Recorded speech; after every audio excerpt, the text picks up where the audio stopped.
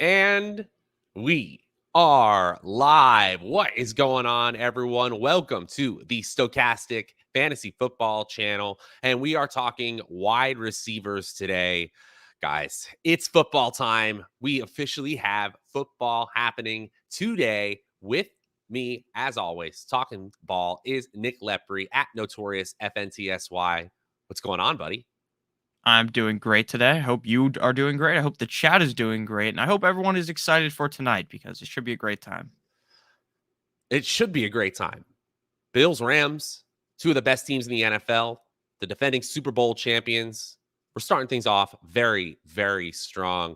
And today we're talking wide receivers and tight ends. Usually, I think we're going to do quarterbacks and tight ends once we have this full week schedule going on. And then we'll be able to spend a little bit more time specifically on the wide receivers because I know some of you guys are in leagues where you start like 100 of them. So uh, we want to spend some time there. And that's why we break things into tiers, right? Because sometimes when you look at just projections, which are obviously very helpful, we have great ones over at stokastic.com.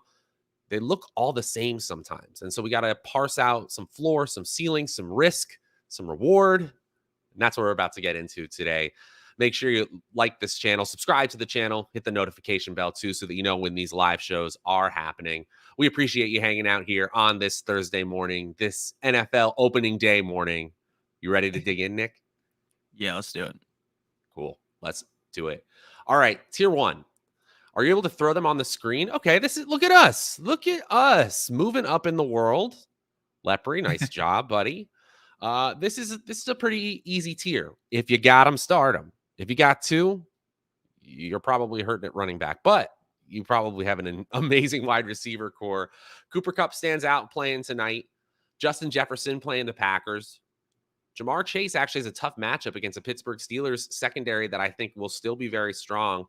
And then we got another player in tonight's game in Stephon Diggs. I think probably the riskiest for me in this tier are Jamar Chase, Devontae Adams of the Raiders, and CD Lamb of the Dallas Cowboys. I mean, as much as we've been drafting him in the top of the second round, he's got to show us that he can actually be an alpha receiver in this league situation. Yeah, I definitely get that. I really like Devontae Adams, even despite the risk. I think that's going to be a very high scoring game. And you don't pay the guy that much money. You don't trade that many picks for a guy to not show up in a game like this in a division rival matchup up against the Chargers. I understand the Chargers defense is good, but I really think Devontae Adams could be the number one receiver at the end of the week. And I do get being a little bit worried about CeeDee Lamb because this could be a game where the Bucks are very dominant against them potentially on defense, and CeeDee Lamb could get shut down. I don't think that's going to happen, but I think that definitely could happen. So the Bucks have been up and down as a secondary, right? The highs have been extremely high, like the best secondary in the league, but they've then Yeah. struggled towards the back half of the year. They obviously gave up some.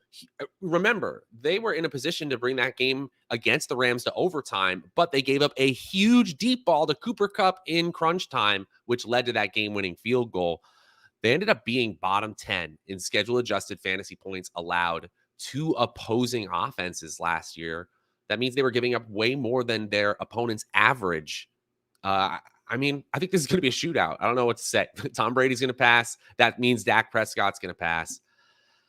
Talk to me about this Justin Jefferson situation. What do you think the Minnesota Vikings look like? Or is it just a situation where his target share is going to be so high, no matter what this offensive scheme change looks like, that he's locked in as a top 3 player for you?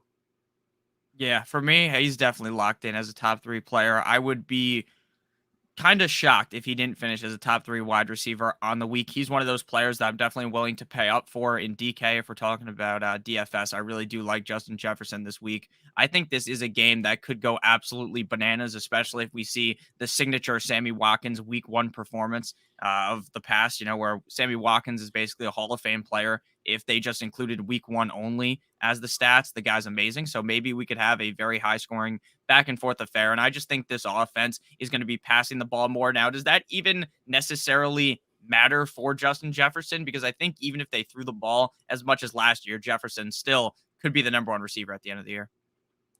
Yeah, I think it's very possible.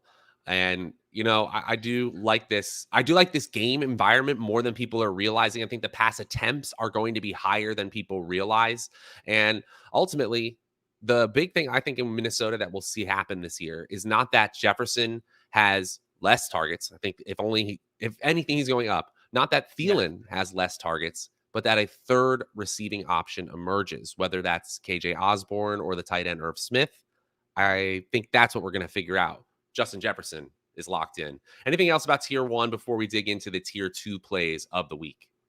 Yeah, real quick on Mike Evans. This is a very interesting spot for him because of how many injuries are going on around him, right? Chris Godwin still in that orange jersey where you're non-contact. In my opinion, there's no way Chris Godwin plays in week number 1. So that really does open a crazy amount of target share potentially to go to Mike Evans. Do you know anything on if Russell Gage is going to be good to go? Because Gage also seemed banged up, and that was making me kind of nervous as well. I had the feeling he was being held out for an extra time so that he was definitely ready for week 1. Okay. Could be wrong there, but that was my read on it. Okay, then that's fine then. Okay, so Mike Evans is going to be perfectly fine, regardless. Even if he was the Yes. only receiver out there, I would have played him. Trayvon Diggs is quite overrated. Trayvon Diggs, whatever his name is. He's a takeaway guy. And so some of these guys, I mean, it's the way you got to play the defensive back position. You got to take gambles sometimes, and that can pay off. You know, Marcus Peters was classically a gamble cornerback, and it still is, but like ultimately there are the types of players that can get burned. Hey, players on Tom Brady's offense with guaranteed target shares usually do quite all right, especially in shootout situations. That's a pretty solid tier wide receivers. Now let's get into the nitty gritty of things because everyone's starting these players if they've got them. So let's head to tier 2 in the wide receiver position. We've got about 10 or 11 players here, if I'm not mistaken. Yeah, Tyreek Hill in this Miami New England game, all the way down to Adam Thielen, again, in that same game environment against the Green Bay Packers. Some interesting names you might see there. Mike Williams of the Chargers with 28 implied points as a team. A.J. Brown of the new look Philadelphia Eagles. And how about Marquise Brown sitting there at number 10? Is that a little rich for your blood there for the new Cardinal, Marquise Brown? Yeah, you do have Hollywood Brown a little high. I would start a couple of guys behind him over Hollywood Brown, but I do get why he's ranked so highly because this is an excellent situation, an excellent game environment, like you mentioned. And with DeAndre Hopkins out, I just expect Hollywood Brown to go absolutely bananas. I know there's a lot of Rondale Moore. I always forget what his first name is. Rondale Moore truthers out there. But I really think that this is going to be Hollywood Brown time for the first couple of weeks of the season. And I expect him to play quite well, even though I wrote that he plays for the Carolina Panthers on accident. Yeah. Yeah, Carolina Panthers extraordinaire Marquise Brown. Are you trying to turn into a shadow today? You are in the dark, my friend. I know. I look like Anakin Skywalker when he turned to the dark side right now because my if the lighting is lights not turned working. on, yeah, and it was like a Death Star, like your hat just like created that would be a really cool CGI trick if you want to get that done for us. Yeah. Keenan Allen, I think he's a really safe play in the sense that if he's wide receiver 15, I'm not surprised. If he's wide receiver 1, I'm very surprised. The ceiling is probably wide receiver 8 to 10 every week. But is that bad? Is that bad for your fantasy team to get 12 points every week? Absolutely No. not.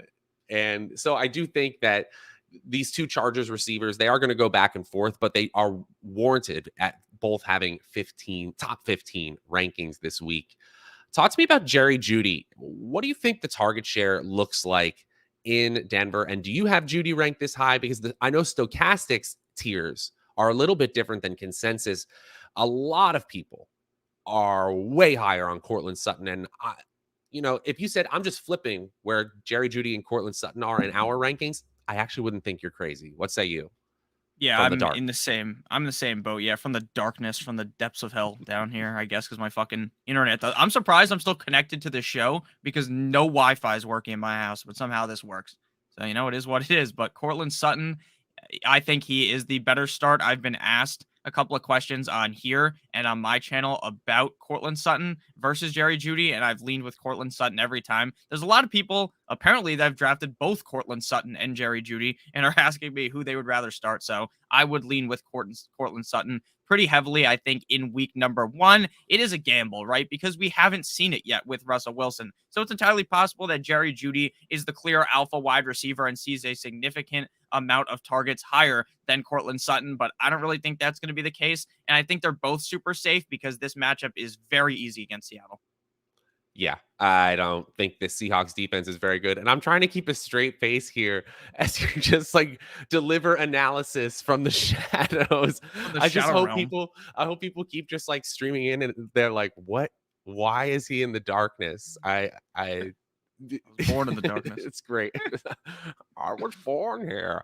Um yeah, I agree. I also just think that Jerry Jeudy, a first round pick, honestly being a little bit underrated. And I think it's just simply an overconfidence thing that these two ended up being kind of far apart in rankings. But let's see. Let's see how this all plays out.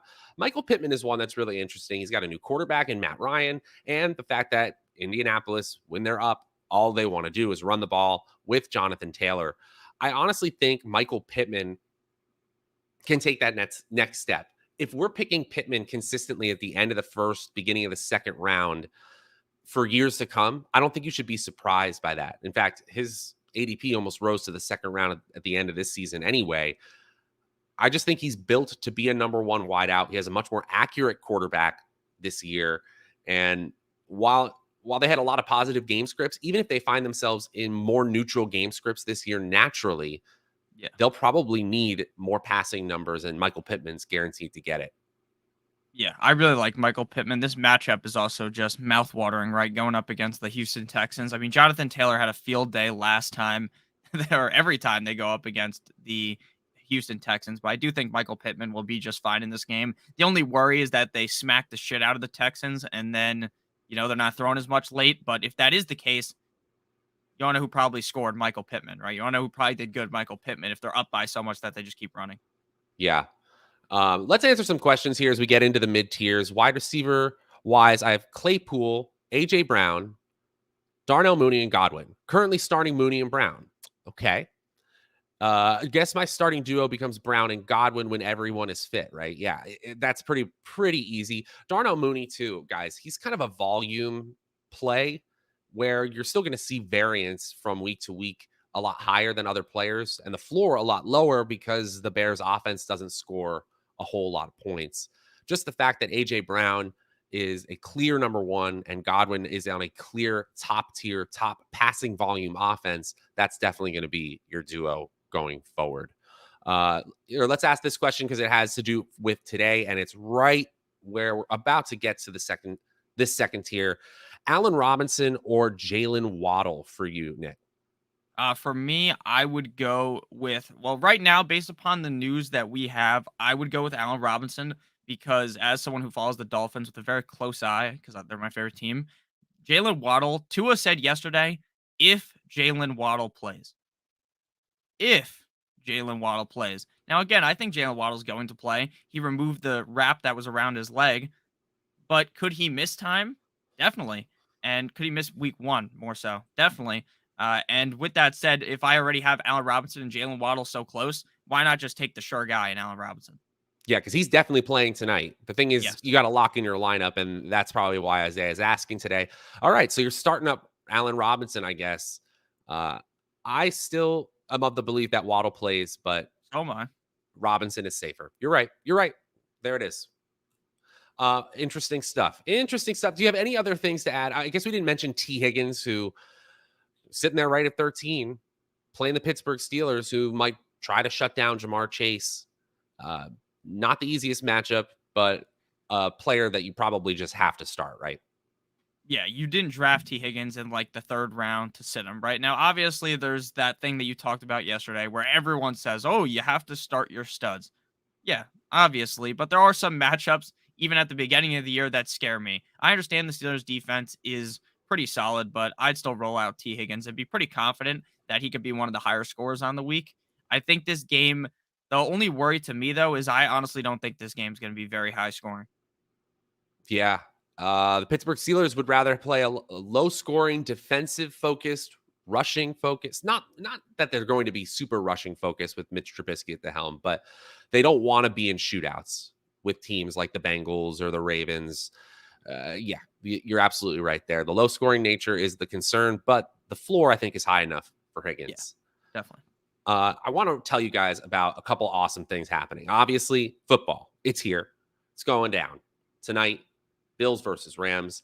And we got you covered over on the stokastic.com fantasy side. We also have a ton of new offerings for new players on the DFS side as well. We got our start over at Stokastic with our founder, Awesemo Alex Baker, who won literally millions of dollars in those DFS streets on DraftKings, on FanDuel. And we still have the best tools for premium users in the industry. But we also have a great new suite of tools that are helping new DFS players this year. We have apps that generate lineups that are way, way stronger than your typical optimizer. They are algorithmically inclined towards getting you towards first place.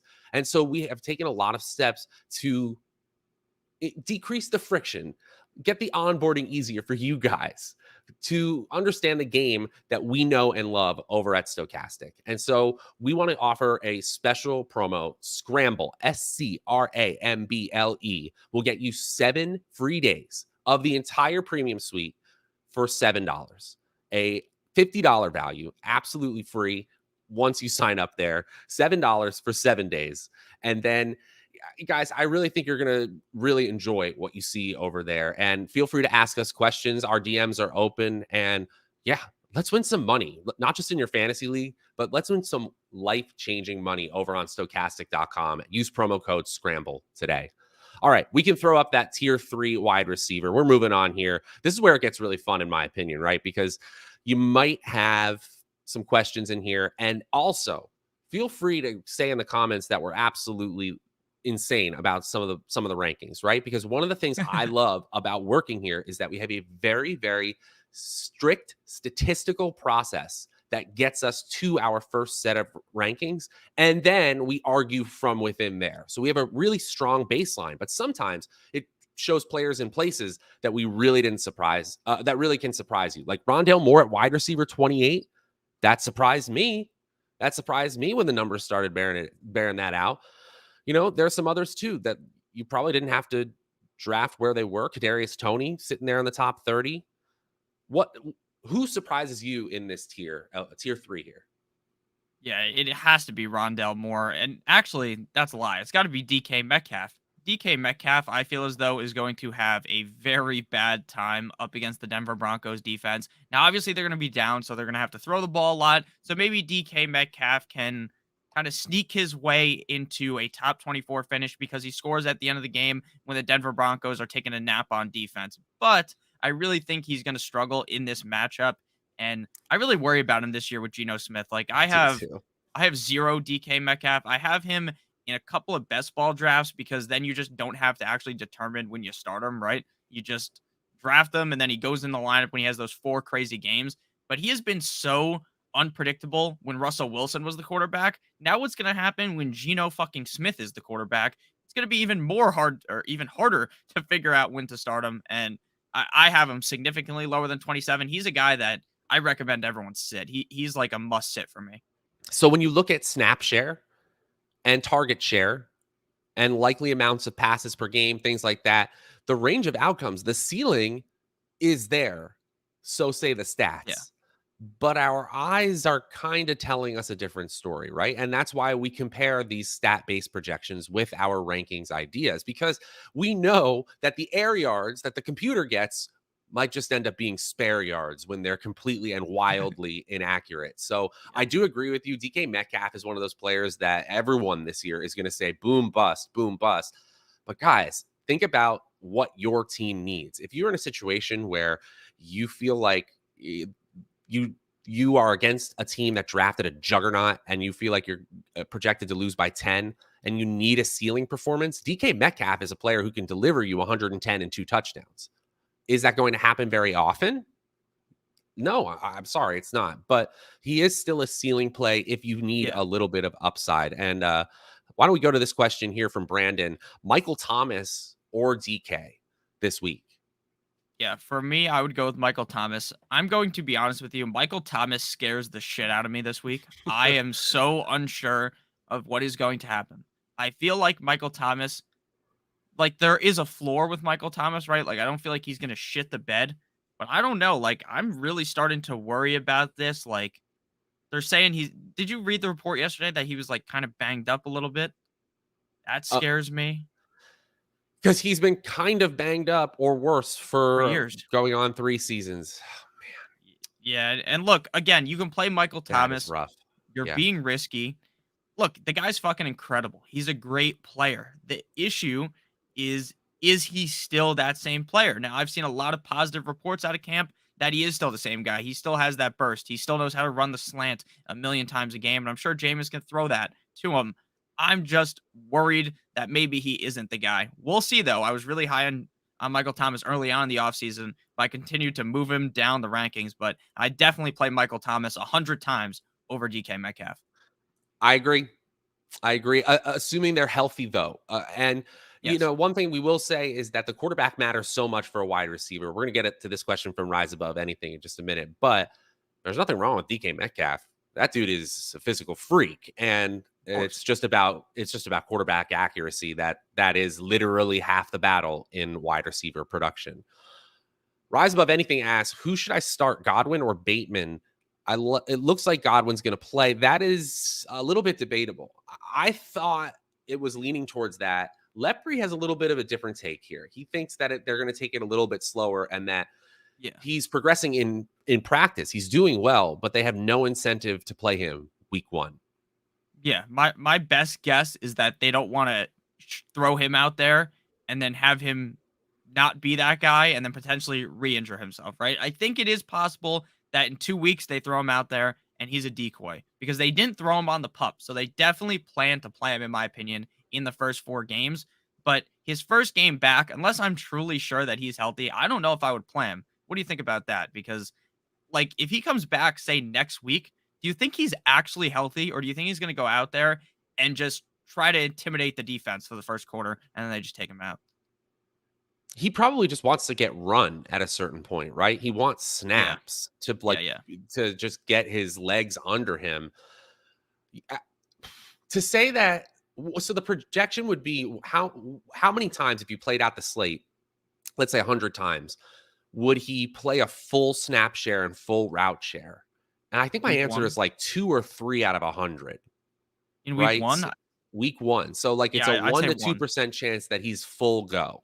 And that's pretty low for a wide receiver. So ultimately, I do think that he's a really risky play week 1. I'm going with Bateman personally in this situation. It's a good question because I think by the end of the year, we're probably saying Godwin once again. He's one of the most talented receivers in the league in one of the best situations from a passing perspective.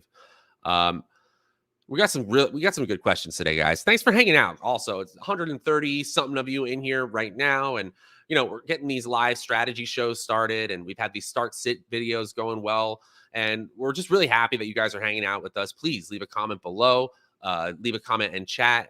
Let us know how you would like things to go going forward. We're always up for some input from you guys. It really helps us out too, and so we just make the best possible show for you guys. Michael asks, would you start DJ Moore over Thomas and Godwin? So like we just kind of broke down Godwin there.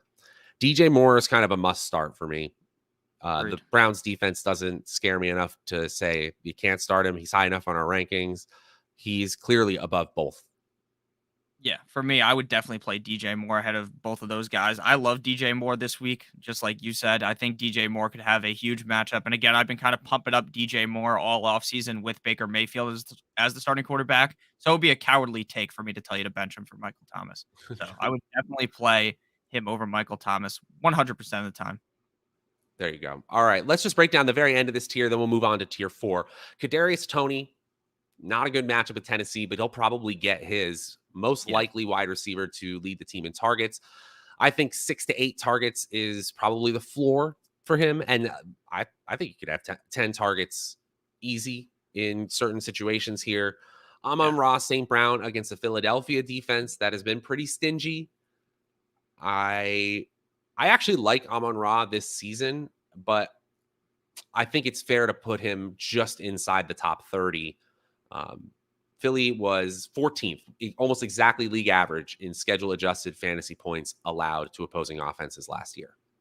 Yeah, I don't have Amon-Ra as a must start. I would have him slightly higher than 30 though. Like I think it's entirely possible that he easily eclipses a guy like Michael Thomas in terms of points, just because I feel like Amon-Ra is significantly safer than Michael Thomas as well. Now, obviously, you don't win your fantasy football league playing super safe every single week, right? But it is also week one, and I don't want to roll out someone like DK or Michael Thomas, who I think are incredibly risky. So Amon-Ra St. Brown to me is definitely a perfectly acceptable start. And I feel like the Philadelphia offense or the Philadelphia defense is a little bit overrated. Now, someone in the comment section left a comment. I don't remember if it was on here. I think it was. It wasn't in the actual chat, but they were like, dude, don't you remember that the Eagles destroyed the Lions last year? What does that fucking matter? That doesn't matter at all. Like, Right, all that right. matters is this year and the fact that this Detroit offense looks significantly better. So again, I'm not saying Amon-Ra's must start or something, but I would definitely bump him up from 30. Fair enough. I realize we gotta keep it moving here because we got a lot to talk about. We want to talk about some tight ends as well. So let's pop over to tier 4 at the wide receiver position. I'm gonna answer real quick here: Travis Etienne or Mike Williams. That's pretty easy for me in a PPR. It's Mike Williams. Ayuk or Waddle for flex full PPR. I believe Waddle is gonna play, so I'm gonna do Waddle there, especially with that low scoring expectation in the San Francisco Chicago game. Waddle or Bateman. I'm going ooh I'd go ooh Bateman. Bateman by a hair, but I like Waddle a lot, guys. I do. All right, so let's go over to those tier 4 wide receivers. You know, as you pull it up, I can start talking about a lot of them. We got Jacoby Myers against Miami, Russell Gage, if assuming he plays against the Cowboys. Drake London, he said he's good to go. Darnell Mooney, again, he's not someone I want to guarantee starting position in my fantasy lineup, but he's flex worthy. Same with Juju Smith-Schuster, Amari Cooper of the Browns, Hunter Renfrow as well. And then we got a pretty difficult one for me because Cortland Sutton in our projections first run came up as 38 with Judy in the top 20. I think you would say that you would have Sutton in the top 20 and Judy right around 38. So I do think that that is a very reasonable way to look at it as well. So I do. There are some number one wideouts that kind of get left by the wayside here. Robert Yeah. Woods sitting there at 40 in our projections, 40 around 41. And I think he could end up getting like 9 targets a game on a team that has basically no one except Treylon Burks, who's totally unproven at the wide receiver position. They're not going to throw Nick Westbrook-Akine more than, seven targets for Nick Westbrook-Akine would be incredibly rare. So Yeah. Woods is getting his. I agree with you on that. Now, we have no graphic for tier number 4 because I was typing frantically trying to make the graphic and it did not get up to tier number 4. But I could just technically share like a screenshot of tier 4, which I think would be just fine for now. Yeah, Want? go for it. Go for it. Let's get the people some visuals here just so to make it easier. And yeah, we also want to get to the tight end position as well. We realize it's a lot of names at the wide receiver position. There's just a ton of them. But for me, the end of that tier is Tyler Boyd in Cincinnati. I think he could actually have a sneaky good game against a Pittsburgh defense focused on stopping Higgins, Chase, and Mixon. Christian Kirk, who I think is in for a huge amount of volume on a mediocre Jacksonville team, not as mediocre as last year. And Washington isn't anything to be scared of defensively. And then Kenny Golladay, maybe back from the dead, maybe not. 3 targets, 1 in the end zone that he drops is definitely in Kenny Galladay's range of outcomes, but he does come in 45th in our first run of projections. Players that don't make it into tier 4, I think that's also interesting here. Julio Jones, AJ Green, surprisingly enough, Brandon Ayuk. No Elijah Moore there either. No Chase Claypool either. I think you could debate that they are possibly in this tier, but guys, we base these off of our statistical projections. All these players are close enough to be grouped together. We like the players at the top a little more. I know you like Drake London. Is that your dude in this tier? Yeah, I like Drake London a ton this week. Now, I am a little bit worried because he is coming off the injury, coming off the My voice, hello, coming off the injury. But at the end of the day, I think that he's in a pretty good spot to succeed this week. Again, I'm a big Atlanta Falcons guy this week. I think the Atlanta Falcons keep this one close, and I think Drake London's a big part of that. I mean, outside of Kyle Pitts, try to name some random wide receiver on the Atlanta Falcons that has any ounce of skill. It is impossible to do. I think Drake London is in a really good spot. Week 1 of his rookie year, not a must start player, but definitely in a league where you have to start 3 receivers and a flex. He is very good as your flex option. I like Devonta Smith too. Again, Cortland Sutton is the name that, in my opinion, doesn't belong here. We were talking about the difference, how we kind of have Judy and Sutton flipped, but if you want to do the opposite, go for it. But besides that, Devonta Smith against a Detroit defense that was quite porous last year, especially against wide receivers and secondary wide receivers. I don't think the additions over there are going to help a huge amount. Obviously, AJ Brown and even Dallas Goedert will take target share away. Him, Woods, Boyd, and then Christian Kirk are my favorites in this tier. I do want to shoot over to the tier 5 real fast because I want to get to tight ends for you guys, and we only have about 5 to 8 minutes left. While Nick is getting that ready, I'll try to do as many of these as I can. Juju or Robert Woods in the flex. For me, it's Juju. I think he still has a really high ceiling, like a 7 target floor in the Kansas City offense. AJ Dillon or Michael Thomas. Full PPR, I'm going Michael Thomas. Half, I'm going AJ Dillon. Godwin, Bateman, or Singletary. Standard, I'm going Singletary. Bateman. You're going Bateman there? Yeah, I just think Bateman could have a crazy game. In standard, okay. All right, I dig it. Travis Etienne or Allen Robinson in flex PPR. Allen Robinson all the way. Agreed. Is Ayuk viable? Kittle might not play. I bet you Kittle plays. Ayuk is technically viable, I would say, in a second flex position in a 12-team league. Agreed. Yeah, I think Ayuk's fine, but again, the weather kind of concerns me slightly. Fair enough. Okay, so this is tier 5. After this point, you're like, what happened? Why am I starting players beyond this point in the first week of my fantasy season? So I think if you're in a deep league, Traylon Burks makes sense, even though he's had a tumultuous offseason. I think players like Alec Pierce, the second rounder in Indianapolis, should get run in the slot. DJ Chark, I'm excited to see how he fits into the Detroit offense and what I expect to be a little more of a shootout than people expect that Philly-Detroit game. And then the older statesman, AJ Green, could easily have 4 to 8 targets in a shootout against the Kansas City Chiefs. And same with Julio Jones. We've been saying it. What if Julio Jones is Julio Jones this year for Tampa Bay? Especially, they need receivers, and he might be of the big 4, like in the top tier of healthiest, which is weird. It's week 1. Season is young. Any favorites in here before we quickly shift over to tight end? Yeah, Elijah Moore is ranked way too low.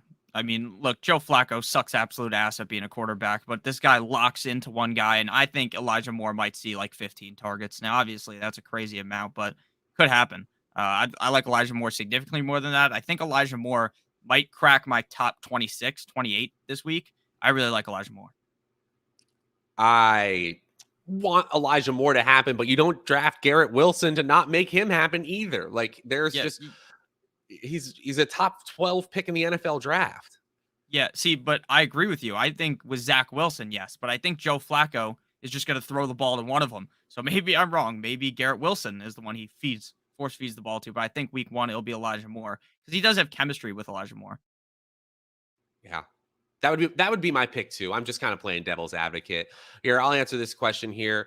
Who do we start flex for a 12-man PPR? Dillon, Allen Robinson, Ayuk. It's between Dillon and Robinson. I would go Robinson personally. I agree. And I also want to say that my pick in this tier for player that you wanted to draft, it's actually Julio Jones. I think he comes back from one healthy season, and he doesn't even need the target share. I think he's replacing the Gronk routes more than people realize, and he can have a huge red zone target share. What if he has one of his lowest target total seasons, but one of his highest touchdown totals? That's in the range of outcomes for Julio Jones. this year. Any last words before we quickly shift over to tight ends? We got about 5 minutes remaining for you guys. Thanks so much for hanging out. 165 of you in here on this beautiful NFL opening day. Hit me, Nick. Yeah, it's gonna be very funny if Treylon Burks goes fucking insane week 1, Yes, right? All let's this say that. negativity about Treylon Burks. Now, I'm not playing Treylon Burks. You're crazy to do that, but it would be the funniest narrative of week 1 is Treylon Burks scoring 30 points and Derrick Henry scores like 7. I think that would be the funniest narrative. But let's go to the tight ends now. Yeah, let's hit up the tight ends, because why are we moving so quickly? Because I want to tell you guys about our big brother channel, the Stokastic DFS channel, where it all began. We have an incredible show for you guys. If you haven't heard of the Marathon Matchups show, it happens every single Thursday at 11 a.m. Yours truly, and the one and only Dave Laffy Loughran. He's been on this channel many times. You saw him this week with that must start, must sit video. And we break down every single game, every single DFS relevant player for you guys, and make the slate as simple as possible, right? So if you guys want one show that can help you get ready for Sunday's games from a DFS perspective, we believe that this is the show for you. I'm going to post a link right here for the matchups show happening at 11 a.m. Eastern today. I realize that my camera and monitor are freaking out, but let's hit the tight end position. Go ahead and tell the people. Okay, so the S tier, the number 1 tier, Kelsey, Andrews, Pitts, pretty simple there. Obviously, Kelsey in that great matchup. Andrews could easily just go insane up against the Jets. And then Kyle Pitts in that game that I keep talking about up against the Saints. To me, these are the top 3 guys. And I would personally, my own rankings, nudge Dalton Schultz potentially into the S tier, because I think that they're going to have to throw the ball a lot in this game. And I think outside of CeeDee Lamb, the second safest receiving option is Dalton Schultz. Yeah, receiver 2 for this team, no doubt. Receiver 2 for the Dallas Cowboys in a game against the Tampa Bay Buccaneers where they almost certainly have to pass their butt off. Yeah, Dalton Schultz is getting 7 to 9 targets. A 10-target game wouldn't be surprising. Plus the red zone work that you could get. Plus the fact that George Kittle's now injured. We move George Kittle into a tier where it's a little sad, right? You're moving him all the way down to players like Mike Gesicki, who might spend half the game blocking. Well, spoiler alert, George Kittle spends half the game blocking too, because he's really good at it. Dallas Goedert is the one that really sticks out to me, again, against the Philly defense, for a lot of the same reasons I like Devonta Smith this week. I think that the Philadelphia Eagles offense is one to turn it around in the passing game and become much more pass heavy. Goedert, certainly a beneficiary. Yep, I completely agree. Albert O's ranking to me is a little fucking insane as well. I like Albert O, but like it doesn't. I don't feel like the team loves Albert O. Again, it is against Seattle, but I'd rather let him ride the pine. And then Zach Ertz, obviously, I would move significantly up the rankings if I knew he was playing. Yeah. If you knew Zach Ertz was playing, did you see where I took Ertz in the draft, in the Stokastic C League draft last night? That was the pick I was really, really agonizing about, because 8th round tight end, that's sort of no man's land, right? But what I've also said is that Ertz is that last remaining tight end on the board this year that could give you a 7 target per game floor because of the volume of the Arizona offense. Yeah, someone in that draft, real quick, sniped me on Tyler Higbee for their second tight end. I threw my remote across the room. I didn't even have a tight end. Made me very sad. I realized like I'm a full on degen when I like literally I let out an audible grunt when Jamison Williams went 1 pick before me in the 13th round. Like what's wrong with me? Everything. Yeah, everything. No, everything's right with me. It is Football Thursday, guys. We got just a few minutes left. Anybody in this tier 5 or tier 6 who you would actually say, you know what? You're outside the top 16 tight ends, but I'm fine starting them this week. Yeah, I'm going with Cole Kmet. The matchup against the Niners scares me, but I think they're going to be down the game. I think they're going to have to throw the ball. And outside of Darnell Mooney, again, kind of the exact argument I made with Schultz. I don't think Kmet's as good as Schultz, but what I will, and he's not even in anywhere near as good of a situation, but I just think Kmet is a good enough player to where he'll be fine in this matchup. Better than tight end 20, I would think. Nope. I'm I out. don't think so. I'm out. If you go over to the Stokastic Fantasy Football channel, where you literally are right now, and you see the must start and sit players for week 1 based on Stokastic's rankings, This is the one where it's like, oh boy, I don't know. Against this San Francisco defense, like a Super Bowl caliber defense in poor weather. This is tough. I think tight end 20 is fair. Also, I should mention that tight end 12 to tight end 25, they're within like 4 to 5 half PPR fantasy points in median projections. So these are razor thin margins we're talking about, despite putting them into tiers, right? Yeah, I completely agree with you. That matchup is just like literally any of the not that matchup, but any of these guys could easily outscore the other ones. Like Robert Tunyon, if he's healthy, could literally be a top 6 tight end, I think.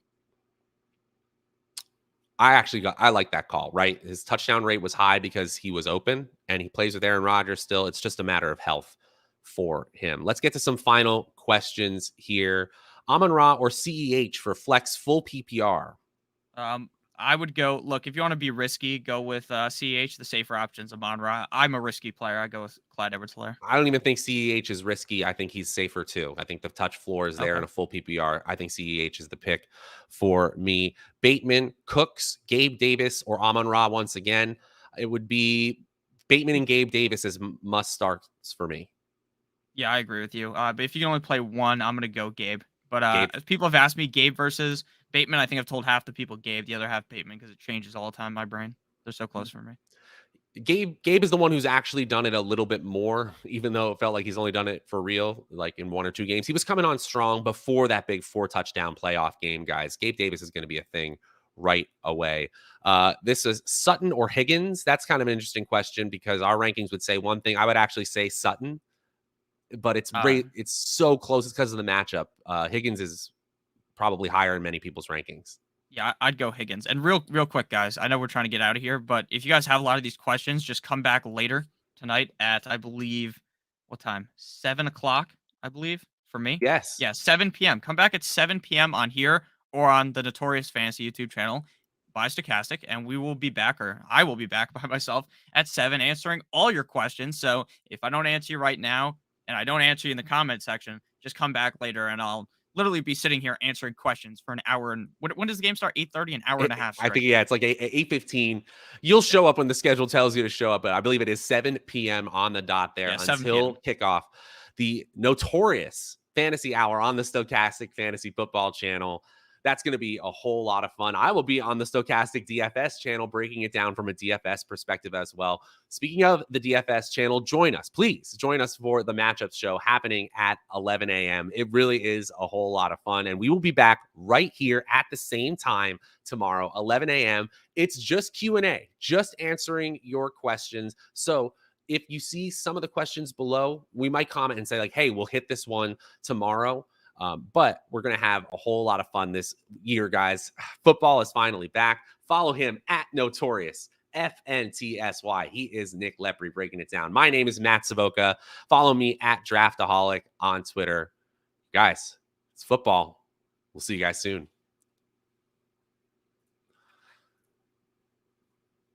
Stream gonna end. What the fuck?